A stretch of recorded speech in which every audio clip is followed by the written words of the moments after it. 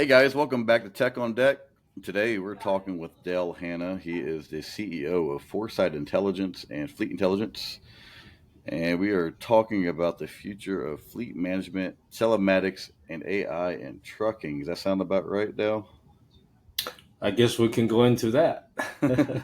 So I'm glad to have you here, man. It's been a while since last time we spoke. How's everything going on your end? Good. First, thank you for the invite. Absolutely. Yeah, things are going great.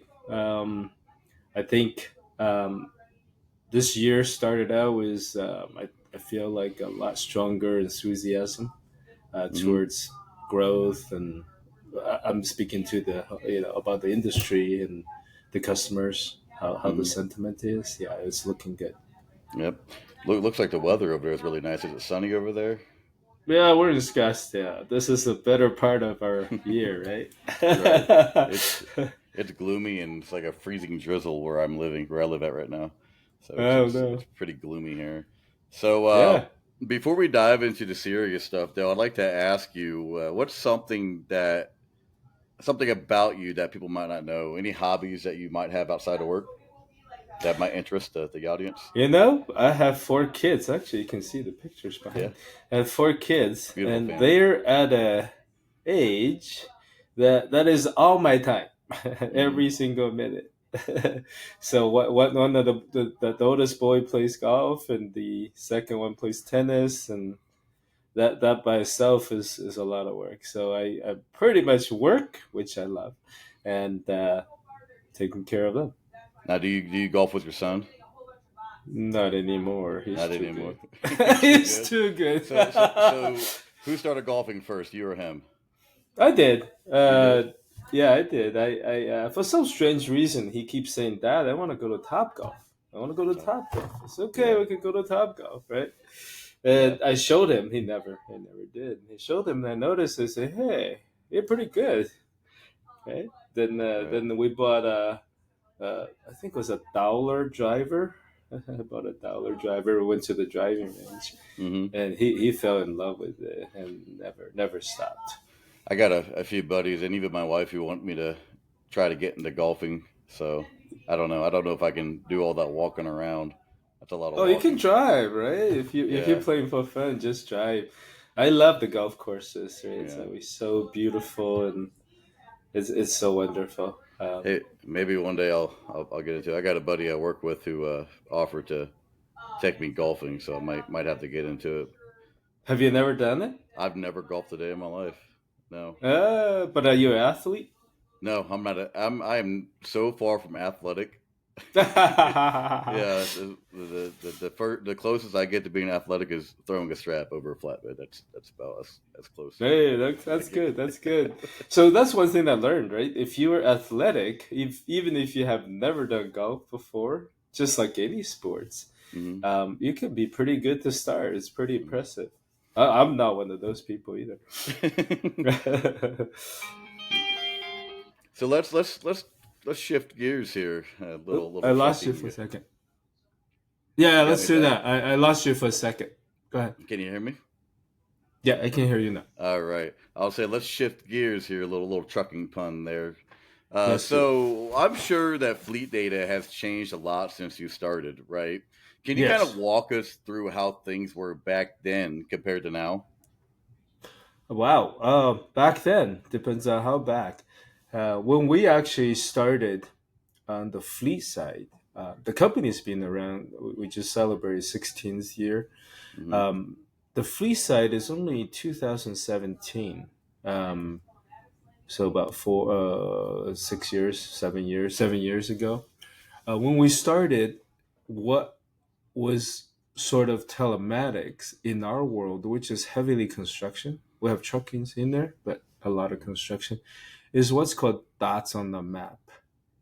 Literally, hmm you have some dots on the map, and that was the holy grail. If you can get dots on the map, that was the holy grail hmm already.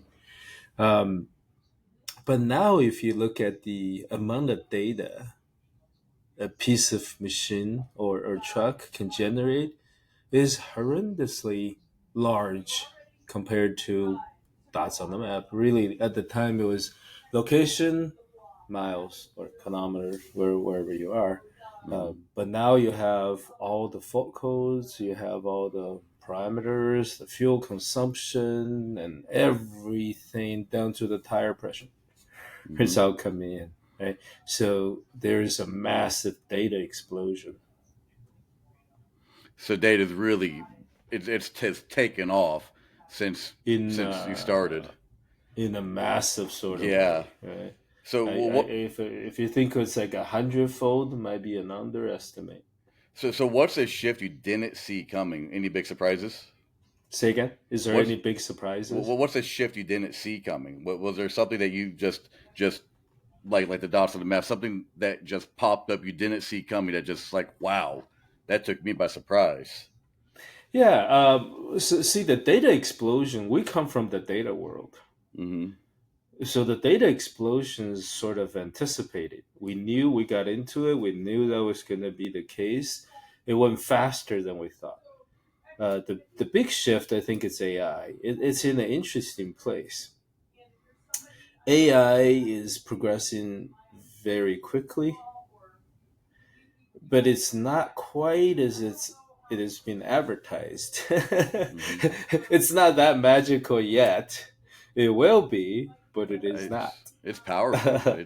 It's a so when I was introduced to AI, I was so far against it. Yeah. I thought it was scary. Like, no, this is going to take over the world. And then I Yes. started tinkering with it, and then I got familiar with it, and then I got to the point where I wanted to master it. And now I utilize AI in a lot of stuff that I do every day.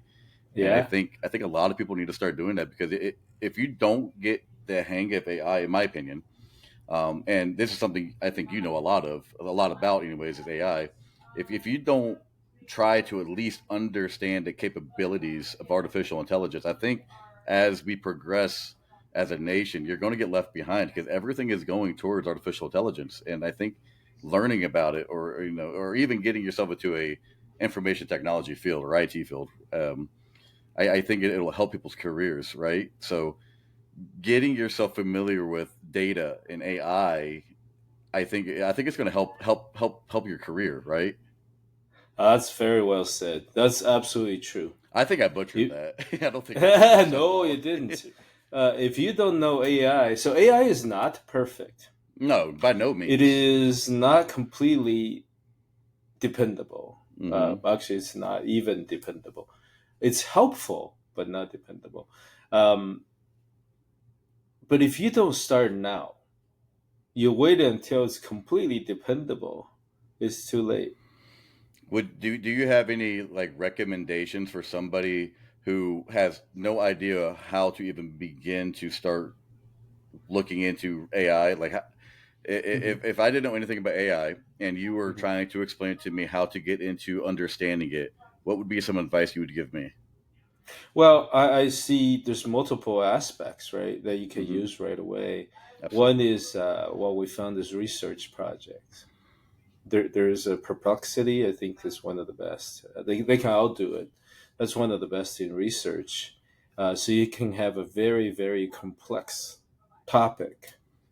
Um, my daughter is in the debate team, and they got to debate whether the United States should join the law of the sea or something like that, the UN law of the sea, and that's a very complex topic. And there's pros and cons, and we grew up at the time. You have to go open up the books, a pile of books, and Hmm. magazines, trying to Yeah. figure it out, and I grew up at the stage you have the microfiche and try to look it Yeah. up in the library. So now you just ask, right? What's the pros and cons of doing that? Hmm. And they give you like I think a dozen points. Now you can go into each one and understand it, right? Hmm. And the summary might not be perfect. That's the AI part, but it takes you there so quickly. And for anybody, if you need to research anything, um, I feel that that's really a good start. You can use that, take you there. The key with AI is a critical eye. It's thinking, well, don't just take it. What that's what it is, and copy it over, and we're Yeah. Do done. your Right? research. It might not be right. But then Yeah. it'll get you close really fast. And the Yes. other thing you could definitely use. to start uh, is writing, right? So you can tell a lot of AI now. You have the Microsoft Copilot, you can Gemini, you can have all those. You can say, I want to write an email to Dan that says basically this, Mm-hmm. and it'll get you close, right? So then you can touch it up, and that's good enough. That's better than if you try to write from scratch. So I would Yes. start there, Yeah. and Uh, one is research, one just help you write. Then gradually, you'll have more and more as it become more and more reliable, more and more adapted. Yeah, the 2025 is the age of agent. So with AI, take your natural language, be able to do something for you. hmm Well, I Right. use AI personally myself to help me write emails. I'm Hmm. sure you've probably seen a few emails that I've sent you that you're like, you used AI to write that. I'm like, yes, you did. And then for like LinkedIn, like when I'm writing a post about our podcast, Yeah, yeah, or if yeah, I'm writing a post about safety or something like that, sometimes I feel like I can make it more polished up if I use yes, a. Well, I'll go into an AI platform. I say this is what I need. Here's the yeah, information that I want to share onto the page, and I'll have AI type it out. I'll yeah, review it, and then I'll yeah, polish it up within the AI. And then yeah. once I have it fine tuned, I copy paste, take out the things that say, "Hey, I'm obviously AI generated." Right. Copy paste, and it works. And Yeah, I'm not the only one that does that. There is so many people out there that do that, yeah. and it helps. In my opinion, it helps fast track a lot of work processes. And I mean, Hmm. it's amazing what technology is doing nowadays. I I Yeah. I can't believe it. So if you had to name the biggest problem fleet managers deal with today, switching gears, if you Hmm. had to name the biggest problem fleet managers deal with today, what would that be? They don't have time. They don't have That's time. actually the biggest problem. Yeah, yeah. Right.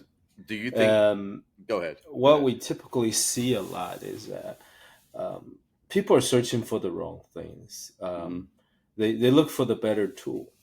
They keep looking. Well, like you and I worked on inspection, or we do different things. Tools can improve. Some tools are better than other. Don't get me wrong.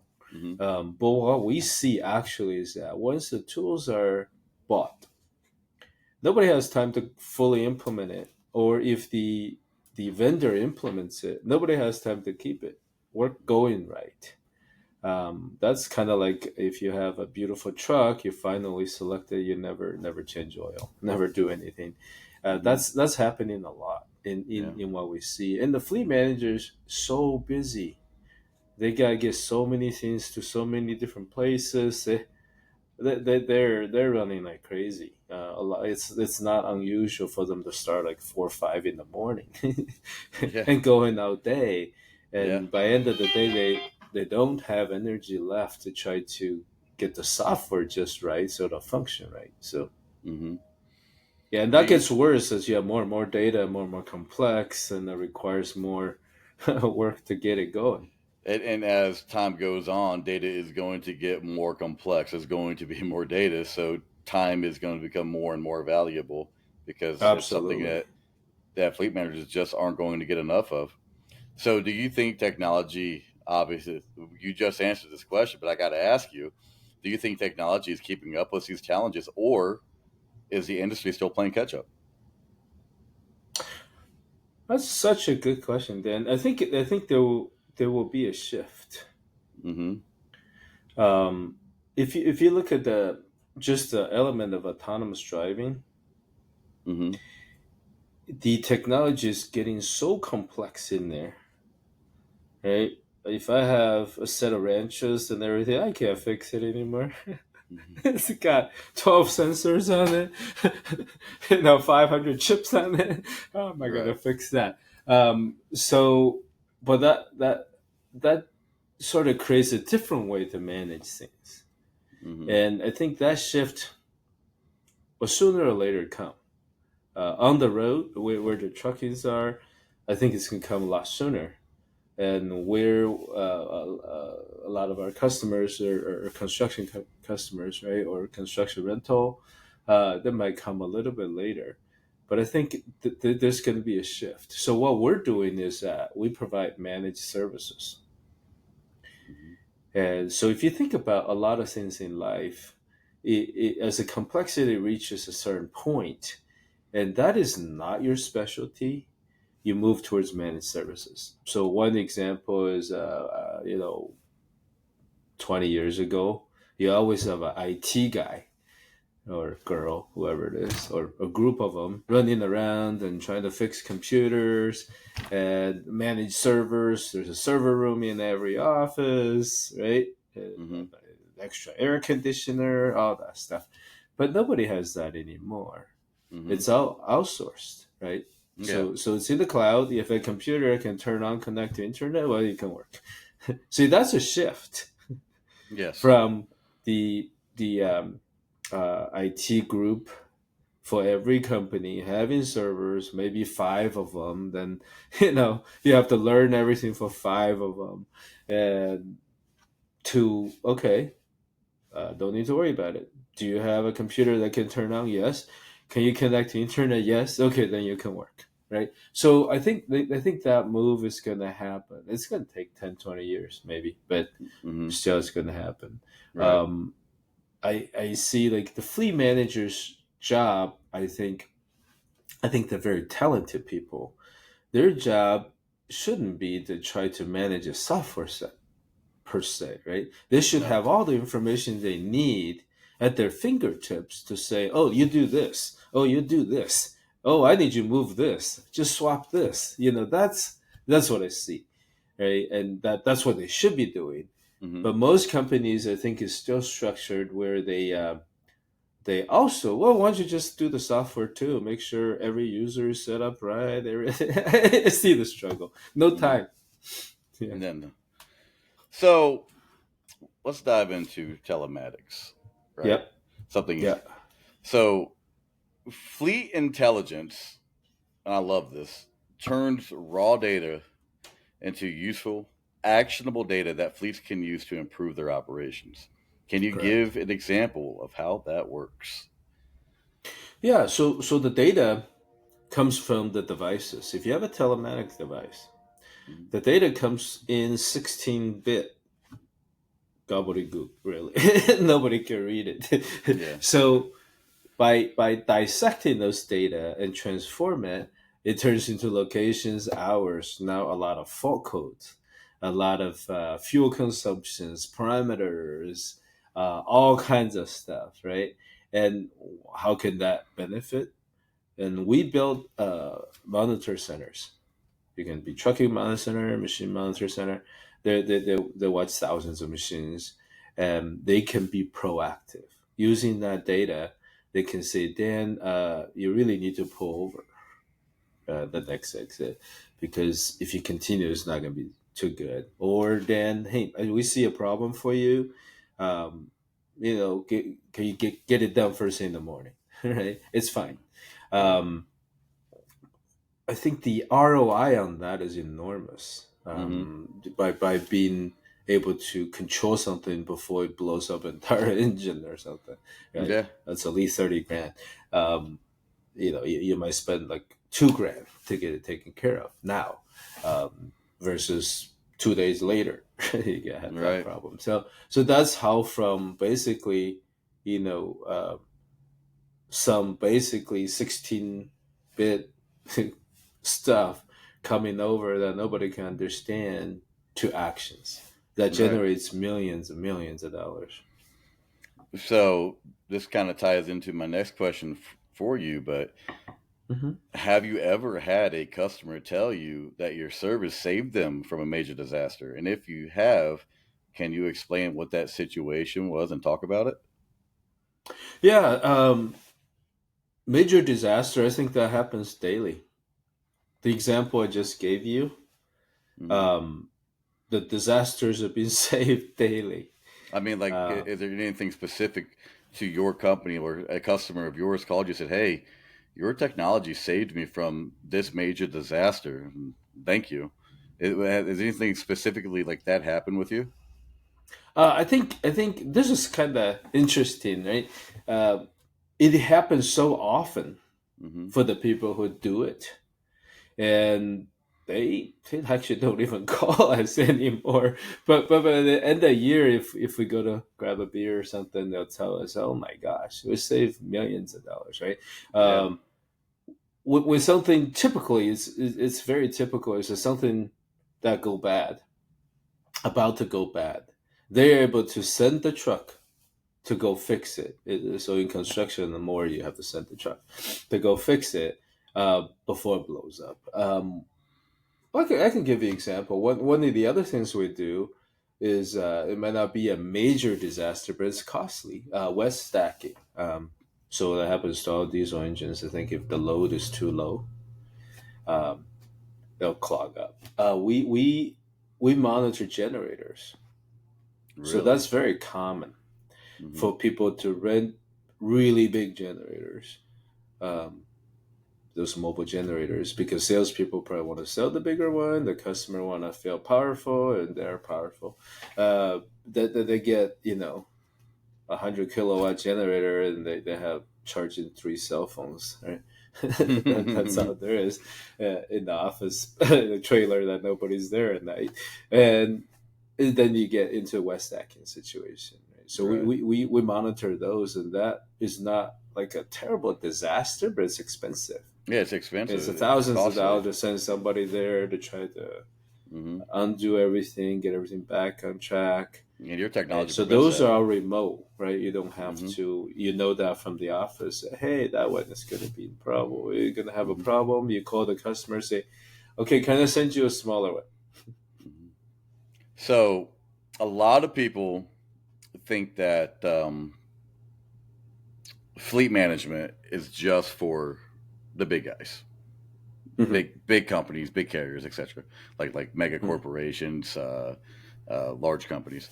How does it work for small companies like owner operators or mom and pop shops? Um, Fleet management is a necessary function. Hmm.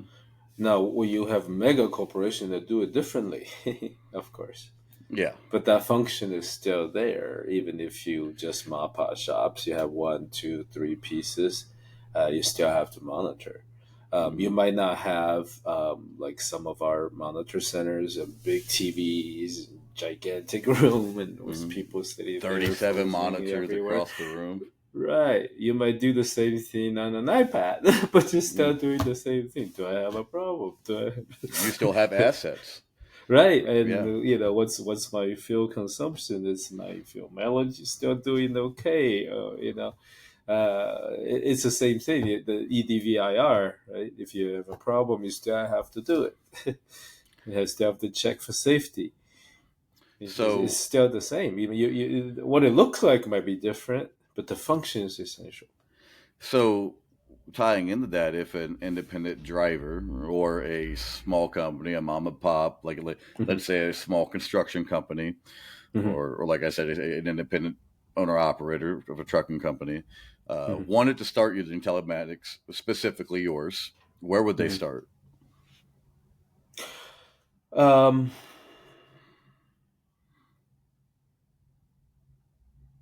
I think uh, there's many places to start, right? The Mm-hmm. biggest one is actually interesting. Um, it's something that has been there, but it got a lot worse during pandemic, and it's still really bad. Um, theft prevention, even that, Mm-hmm. Yeah. right? We recover assets daily for our customers, and that's a huge problem. I think probably the huge trucks are harder to steal.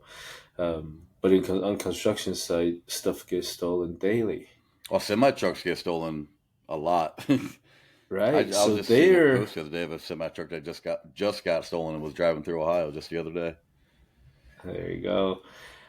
So they're the technology, the thieves are getting more sophisticated, right? They know there's a GPS device, you can disable it, they get scanner, but typically you can put a second and third device on it. That there's strategy to it, and that's stuff we do, right? And that's usually a big starting point. Here's why: if you have one or two pieces of equipment, you will be able to see some of the stuff I'm talking about on the dashboard. Mm-hmm. Right? So you would think about um, more of those things, theft control. Um, if you somebody else driving, even if you have three trucks, somebody else is driving it, you can monitor the speed. Mm-hmm. Fuel You consumption. can get an alert. Yeah. Mm-hmm.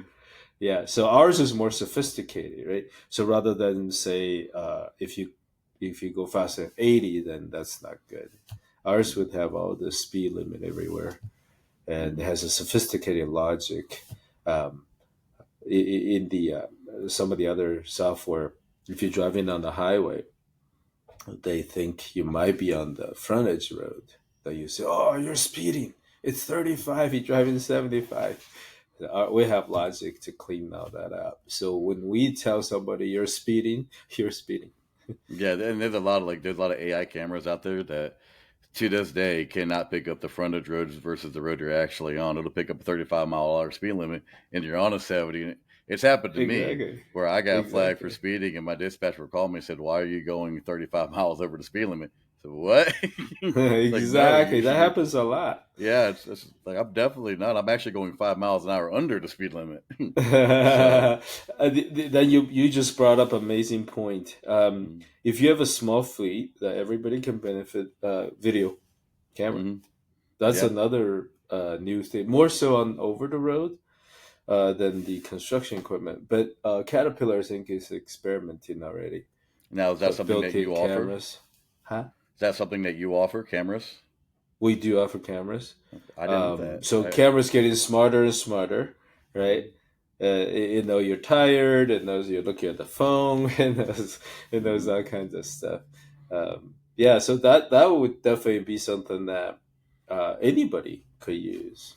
I'm interested in learning more about your cameras. Can we kind of dive into your cameras a little bit, and can you kind of Yeah, explain how they work, the road facing and the driver facing for the listeners? that's the very basic setup is road facing. Mm-hmm. Right? You have road facing, driver facing. They have road facing, driver facing side cameras. So if Mm-hmm. anybody side swipes you from the back, from a little bit behind, you can still get it. Mm-hmm. Then you can have road facing, back facing if you have pickup trucks. Mm-hmm. Avoids the cab, right? So some people don't really want to be monitored, their face, whatever. But then we just put it in the back. So if anybody tried to steal your tools, whatever. That's Uh, awesome. yeah, so that continued to evolve. So camera, I think the key thing they're trying to do more and more is AI. It's not perfect, but it's doing more and more. So it's telling you following too close. Um, you're sort of waving and all kinds of stuff. So that's all happening. The amount of data is enormous, as you can imagine, and the camera has different grades. Um, what we do with camera is that we link it with telematics.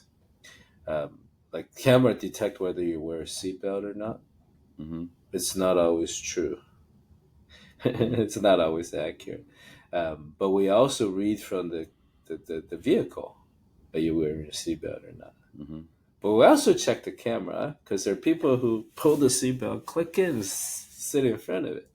So there's a lot of tricks to it to Right, make it better and better. there's Right? people that will click the bottom and then put the strap over their shoulder, but they won't have the lap part on too. There's some Exactly. people that do Yeah. that. Yeah. It's I don't know why they do that. It's for your safety, right? Right. So, I always wear a seatbelt. yeah. Yeah. Yeah. Yeah. So camera is growing, um, very fast. So, But on the construction side, it's coming a little slower, but it's still coming. so the FMCSA and the DOT rules can be a nightmare, as I'm sure you know. How does telematics help keep fleets compliant? Would you say? The which one? So I said that the question was so the FMCSA and the DOT rules can be a nightmare, right? Hmm. How do telematics help keep fleets compliant with the FMCSA and DOT rules? Mm, so you're talking about the EOD, DVIR, all those Yep, stuff, yep, right? yep. Yeah, I think telematics is required. as part of EOD, right? So you must connect to the engine.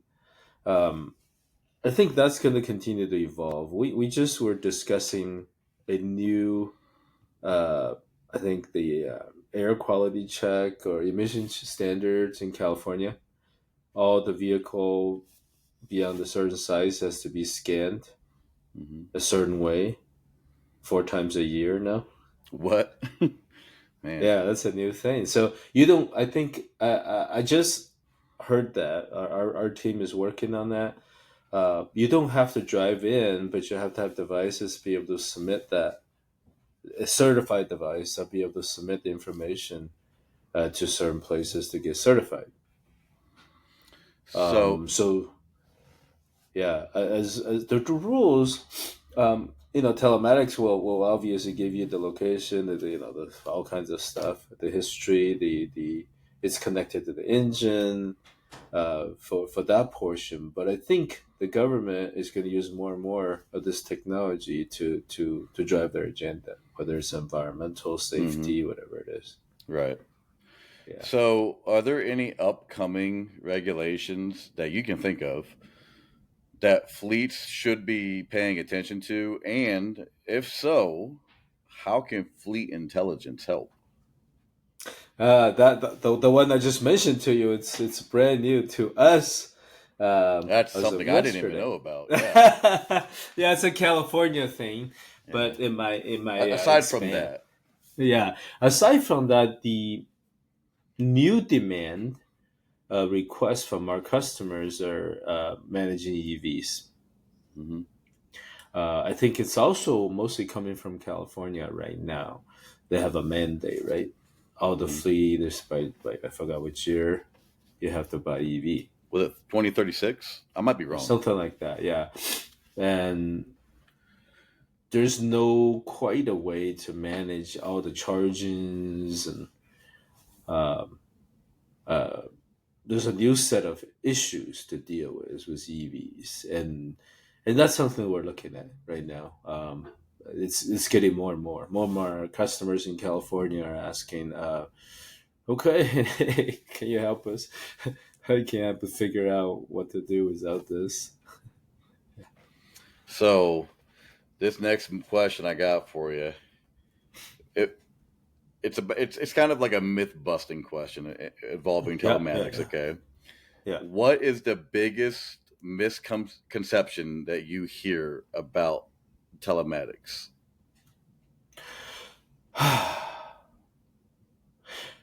So overall, let me think about that. So overall, as a group, as us as a group, we're the provider. We got customers. Everybody's getting smarter and more sophisticated. Hmm.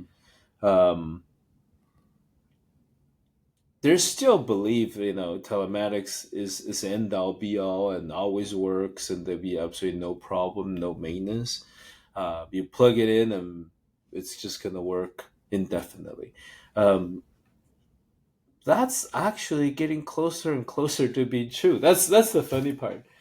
So one is, early days of telematics as a Qualcomm device that's enormous and all kinds of problems.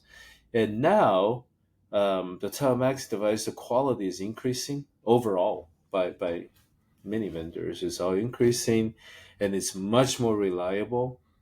And but it's still people. There's people when they try to do maintenance, unplug it. There's still a human element, right? The biggest problem. It's going to get solved very soon. This is the exciting part of technology.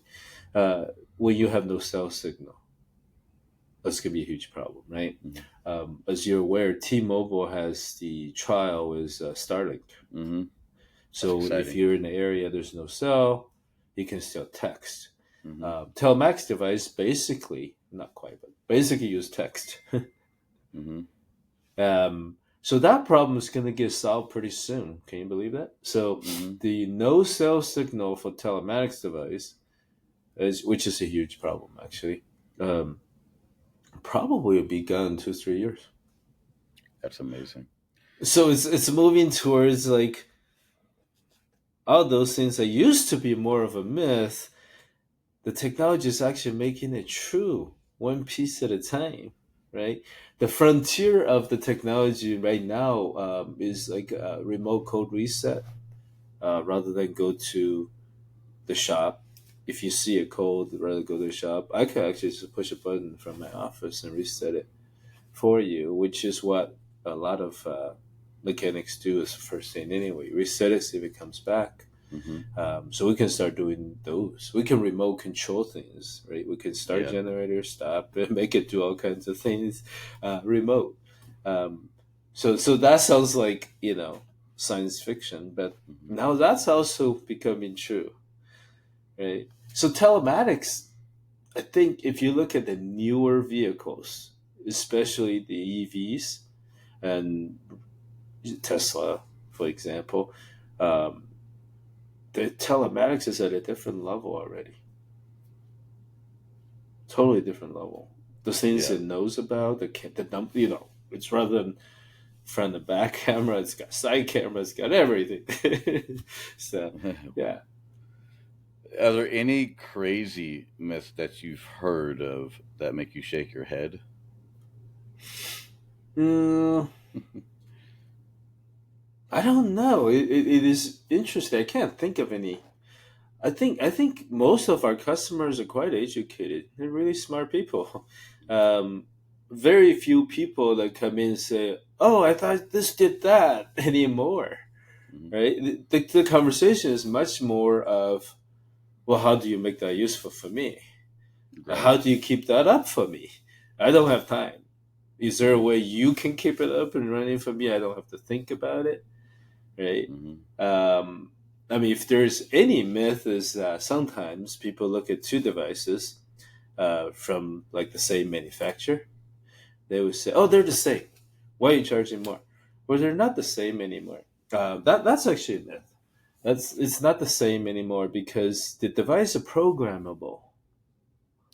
Just like Hmm. your iPhone. I don't know if you Android or iPhone, but your iPhone, my iPhone, Android phone, whatever, can look identical, but they're not the same. They don't function the same. They don't behave the same. Actually, Hmm. that's the frontier. If there's any miss, that's something we do talk to our customer about.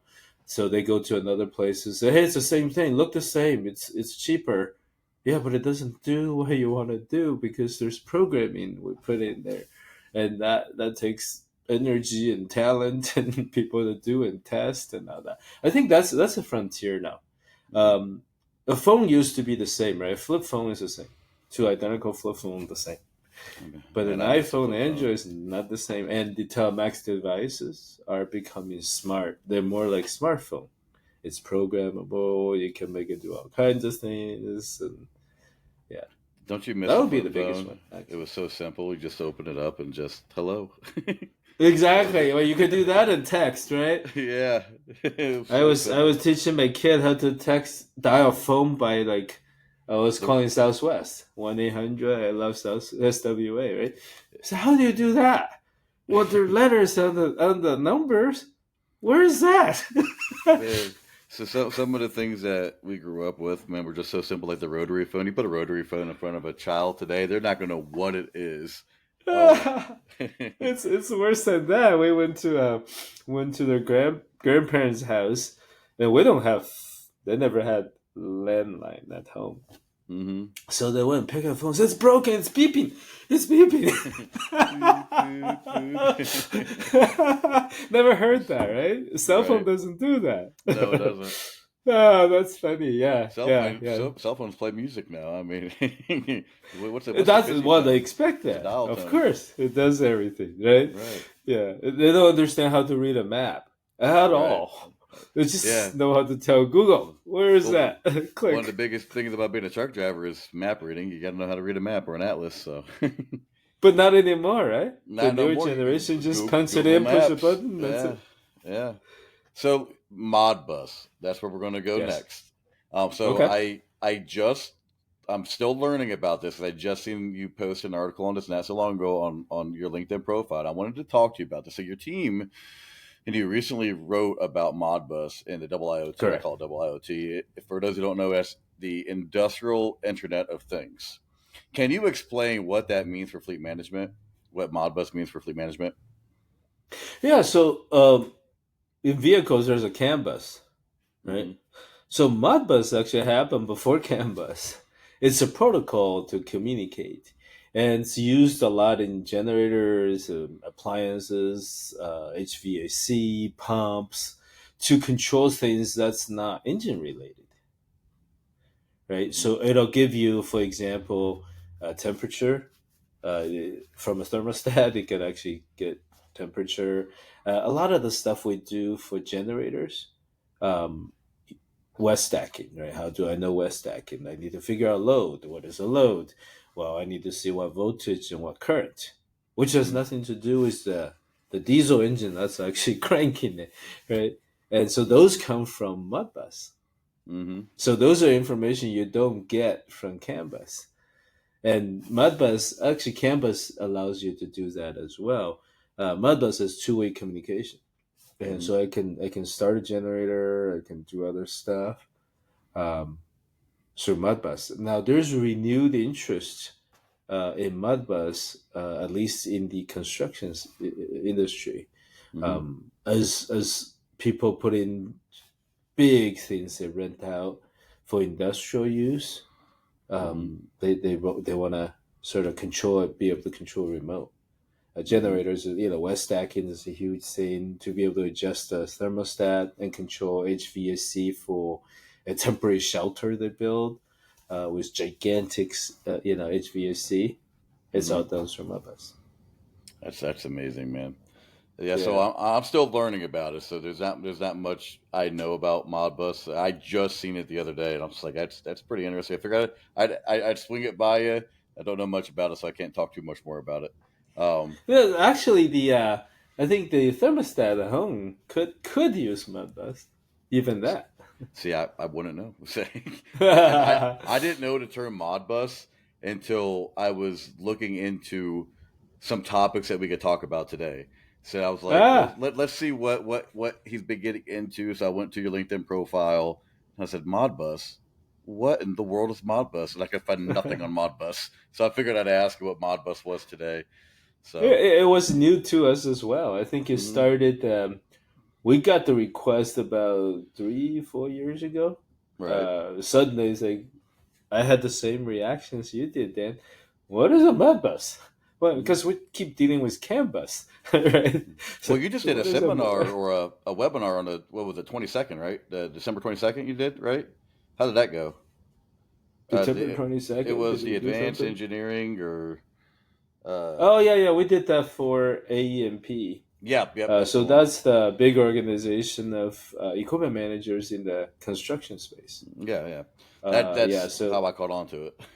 yeah, so we talk about what's going on hmm in that space, all the new things that people are innovating hmm in that space. Yeah, yeah. Okay. So we're gonna switch gears here. Another trucking in the window there. Into AI and automation.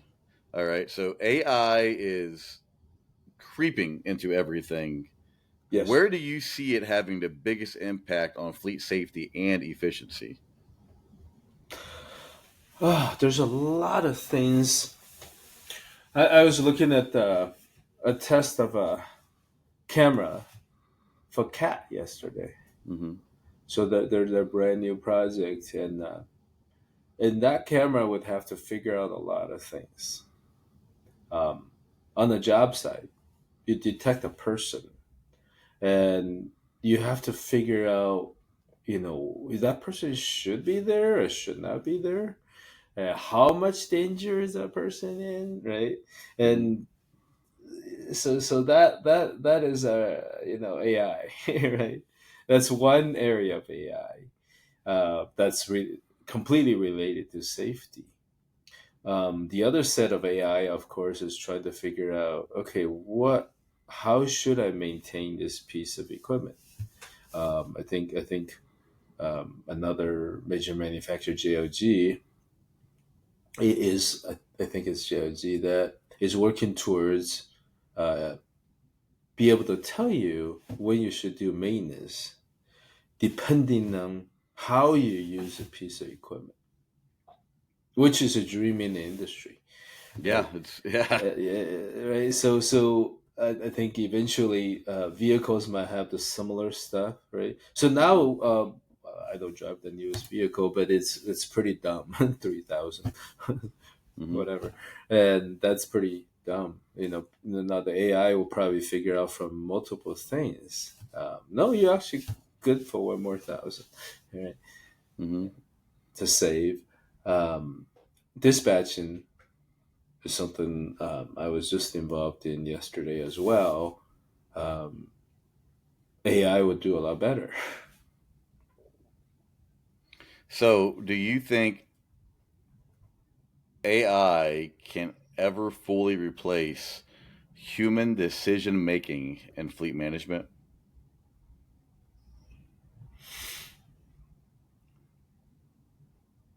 I don't think so.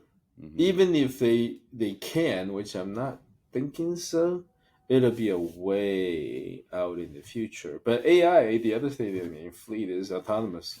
That is very AI, right? Yeah. Autonomous driving. So it's going to change the landscape. Autonomous is going to it's going to start changing the landscape. We're here in Scottsdale, Phoenix. You see Waymo running around like crazy, especially during we just had waste management open last weekend, and Waymos are everywhere and navigating very complex traffic. Which What's Waymo? We don't have Waymo where I live. it's Google, yeah, it's Google's full self driving Uber, basically. Is that I see Uber something with no online? driver. I see Yeah, something Uber with online no the other driver. day where Huh? there was an automatic vehicle. There's somebody Yeah, in the back seat, and it was just driving in circles in a parking lot. Was that that's Waymo? Waymo. Yeah, That was that's Waymo. Waymo. That's Waymo. Oh, Yeah. that's pretty sad. But you can say, "Yep, that's Waymo." They're just driving in Yeah, circles. yeah, yeah. No, no. I ride it all the time. Oh, that's No crazy. driver.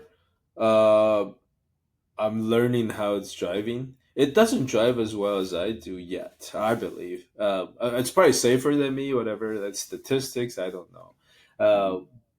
But it doesn't quite drive comfortably. Like if you drive with me, you're driving, I'm probably really comfortable. It's not Hmm. quite comfortable. It's a little bit odd sometimes.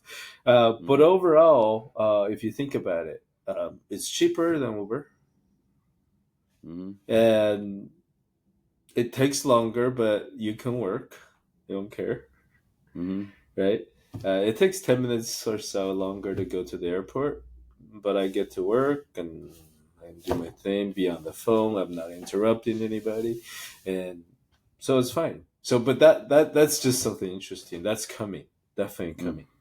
coming. The sheer number has increased. So that's AI in fleet, right? I think Tesla released their semi, right, So, not too long ago. speaking of Yeah, autonomous trucks, my next question for you. So yeah. everyone talks right now, anyways. Everyone is talking about electric and self-driving trucks. In your opinion, how realistic is that future? That autonomous trucks. Electric and autonomous trucks, self-driving trucks. Um, I think it's gonna be reality. How soon? I would say it'd be to become mainstream might be still 10 years out. Hmm. Um, but it's gonna be reality. If you think about it, this is it could be hybrid for a while. They talked about autonomous driving in three sectors, right? One is there's three segments. One is highway. It's actually really easy compared to other things.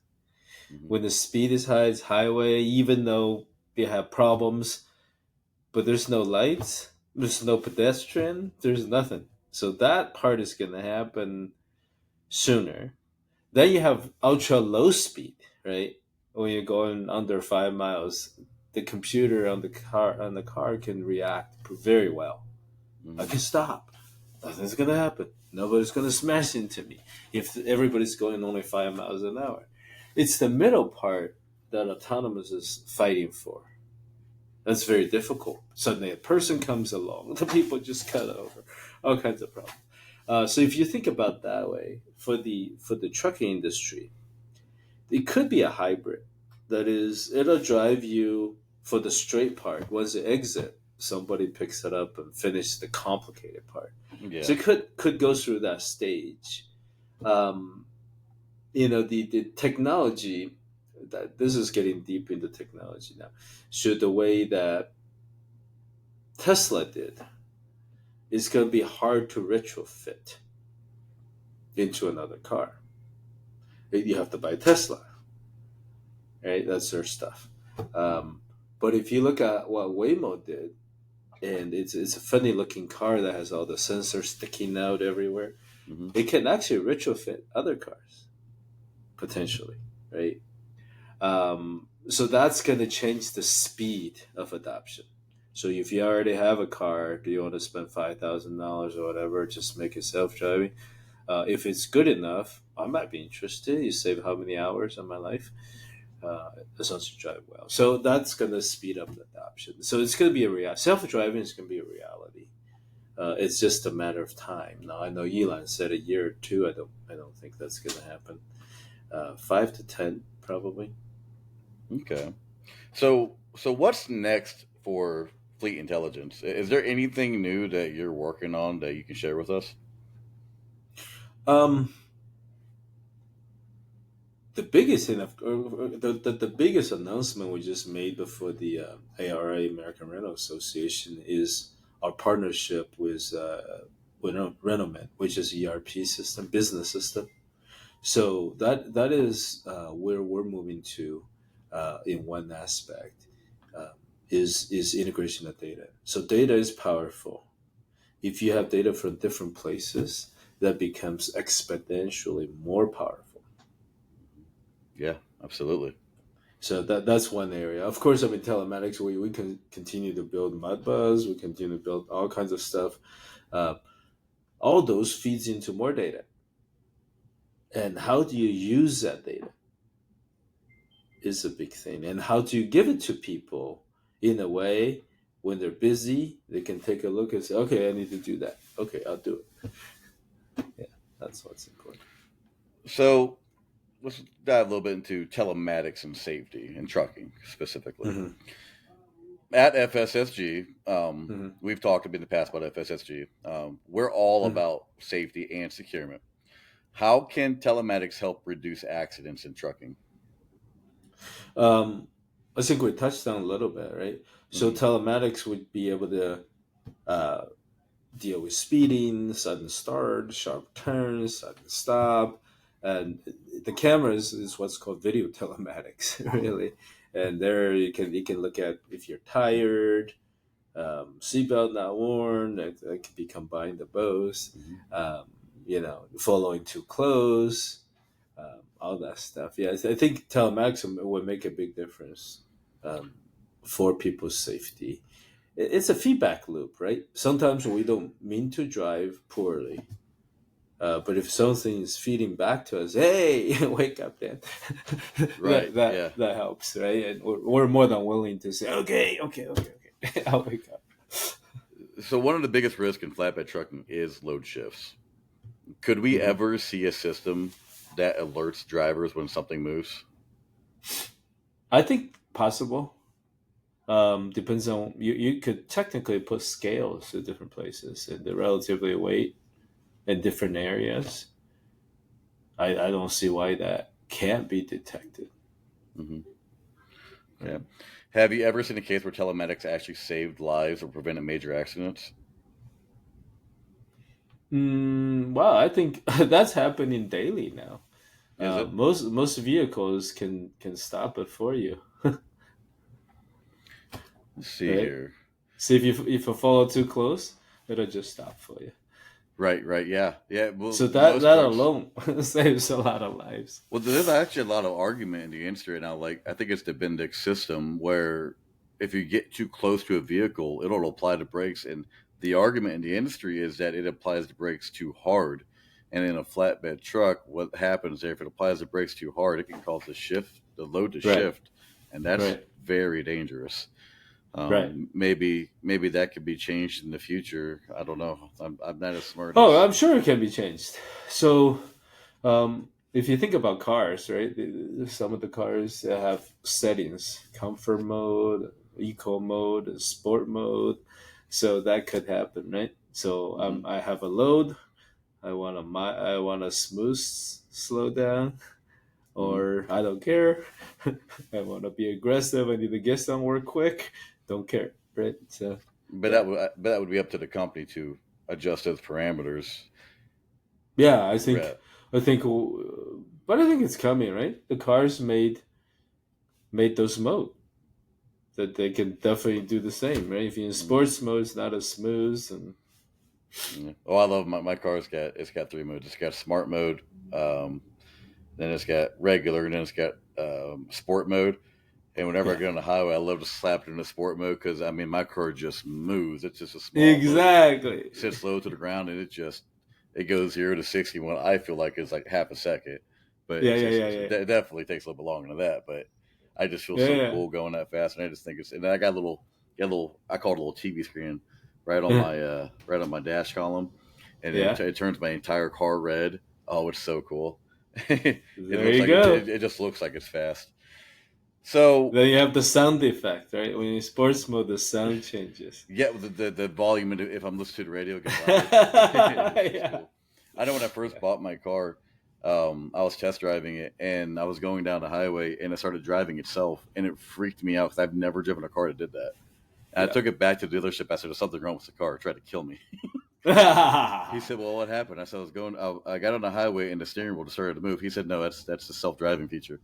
I said, "What is Yes. that?" I'd never heard of that before.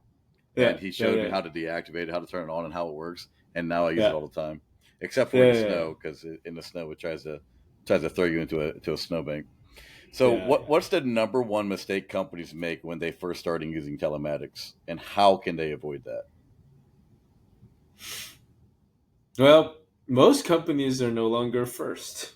It's not their first gig anymore. Hmm. Um, I think the number one mistake It's not using continues fleet to, intelligence. huh? The number one mistake is not using fleet intelligence.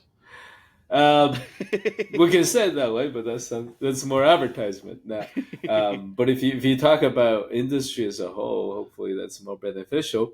Would be most people focus on trying to understand the details that eventually have no time to manage. So they're trying to understand exactly what this box do. You know, how does a wire work? Is your wire the same as the other wires? I think we are getting to a place. The kind of questions people need to ask is, what reports do I get? How do I get them? Are they accurate? If it's not accurate, who's going to fix it Hmm. so I can do my job? Because most of our customers are not like wanting to be a telematics guru. So the selection process, um, I think it's not focusing always on the right things, and it's more concerned about boxes sometimes. Oh, this box is a little bit bigger. Uh, does it really matter, right? So if you have a space to install, you're never going to see it again. Hmm. Really, Right. it doesn't even matter. But what matters is, will you be able to benefit um, from this, and how easy it is for you to get the benefit, and the rest basically you depend on, like, we have people, manage computers in the cloud. We have people doing all kinds of things for us, dry cleaners even, right? I don't know how they're gonna wash this once the stain comes off. That's good, right? So that's probably, if I go select a dry cleaner, but I understand exactly what chemical do you put on for that stain, right? Yeah, they might have 20. I don't know.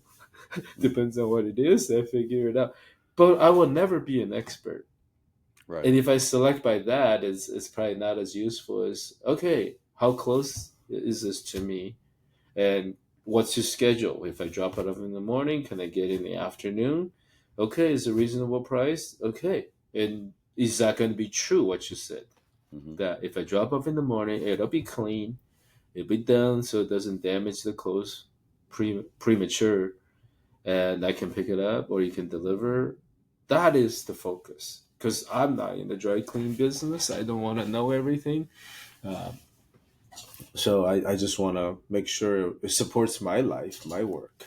I think it's the same in telematics. That shift hasn't always happened, people still go back to, can you show me a picture of the box, which you'll never see again. Right. Yeah. Yeah. So you've built a successful company in this space. What's been the biggest lesson for you as a leader? Oh, I've been beaten down so much. Lessons everywhere. Dead bodies, pain everywhere. I think what makes us into a more happy place is our culture. Um, you want a group of people that you like to work with. They like each other well enough, and they trust each other. Right? It's a team effort.